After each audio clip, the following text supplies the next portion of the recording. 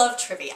And so for my segment, I thought it would be fun to share with you the completely useless facts that you need to know about the teams in Groups E and F. Cameroon boasts the oldest player to have ever played and scored in the World Cup.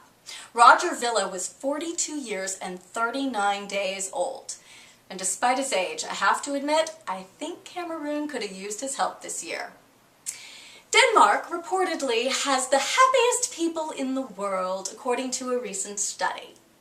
Their keeper, Thomas Sorensen, however, is not so happy with the vuvuzelas.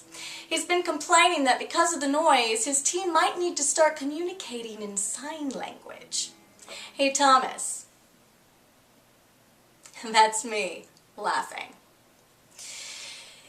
While I drive a Subaru, I must admit that I'm impressed with Japan's Honda and his naturally blonde hair.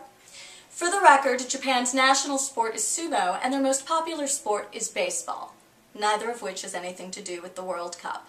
We now come to the Netherlands, otherwise known as the best team never to have won a World Cup title. I must say, though, that their fans remain dedicated. However, they are a sickly people. There's this strange phenomenon known as the orange flu that kind of sweeps through the country and affects everybody on game days. So who's going to win Group E? Well, based on the current standings, I'd have to say the Netherlands. But as a Jorgensen on my father's side and a proud lover of pastry, I hope the Danish advance as well. Moving on to Group F. Italy has played more World Cup football than any other team in the world. In fact, they are so brilliant that they not only won the title in their debut 1934 performance, but they actually repeated the feat in 1938. They have one of the most rousing national anthems and the most arousing national team. It's a proven fact. This is only New Zealand's second World Cup appearance ever, and apparently they have one of the best defenses in the world. Now, Paraguay sounds like a fun team. Their superstar striker, Salvador Cabaños, was actually shot in a Mexico City bar, and their other superstar, Roque Santa Cruz, was voted 2006's sexiest footballer from that World Cup. Olé! This is the first year that Slovakia has ever appeared as an independent nation. They have had 8 previous appearances as part of the nation Czechoslovakia, and they produce more cars per capita in the world than any other country. Anyway, who's going to win Group F? Well, we know that Slovakia can't win it, but they still have a chance to advance. As far as winning goes, it's still up in the air and could go to any of the 3 remaining teams. If I had to put my money on somebody, I'd probably say Paraguay and Italy. But then if you ask me who I want to see win the group, well, come on, you know I don't like to share my personal opinions. Since the last games of Group Play are already underway, I'm just going to cut right to business and go through the games that are remaining for Groups G and H. Group G was this World Cup's group of death, and rightly so. You have, in terms of FIFA rankings, Brazil number 1, Portugal number 3, Ivory Coast number 27, and North Korea number 105. Well, there's got to be one, right? The games that are remaining are Portugal, Brazil, and Ivory Coast, North Korea. I hate to say it, but Ivory Coast, North Korea is kind of a wash. Hopefully Ivory Coast will walk away with 3 points, and they should, but I really can't see them giving North Korea a 7-0 spanking like Portugal did the other day and kind of come up to par on goal differential. Which brings us to the Brazil-Portugal game. This is probably one of the most anticipated games that are left, and it's going to be just incredible talent versus incredible talent, let's be honest. I have to say, though, I think this might be the perfect example of where experience pays off.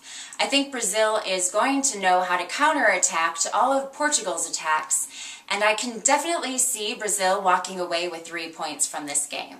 So my prediction is going to be Brazil moving ahead in the first spot, and as much as I hate to say it, Portugal moving ahead in the second spot out of this group. Moving on to Group H, I think everyone's a little surprised to see Chile in the number 1 spot over Spain. But what a lot of people either probably didn't know or forgot is that Spain actually changed hands after winning the Euro 2008 title. Their current manager took over right after that game was won. So even though they have pretty much all of the same players and they pretty much play the same style of football, it's not the exact same winning formula that they took the Euro title with. Who knows if that'll make a difference or not in the end? I guess we'll just have to wait and see. Now, let's first look at the Switzerland-Honduras game. This is only Honduras' second World Cup ever, and they're just really happy to be here. Unfortunately, they haven't won a game yet, and I really don't see them winning against Switzerland, but they can set a different record. Honduras is the first team in World Cup history to have 3 brothers all playing together on the team. So if nothing else, they'll have somewhat of a legacy when they leave. But anyway, I think Switzerland's going to walk away with 3 points. Their German manager, Hitzfeld, is no stranger to silverware. He has Bundesliga titles, German Cup titles, Champions League titles.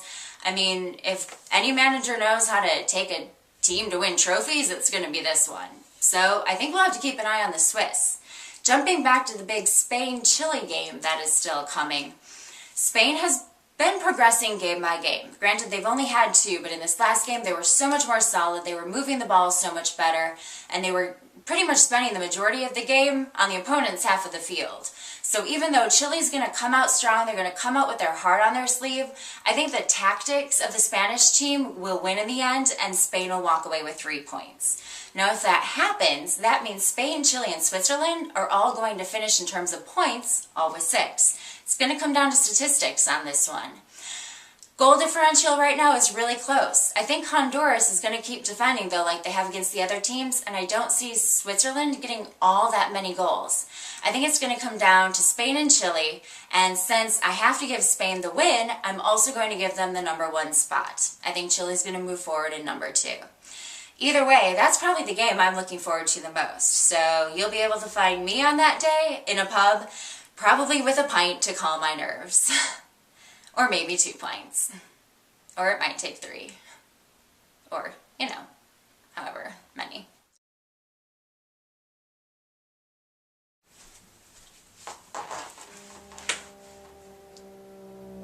That's a horrible sound.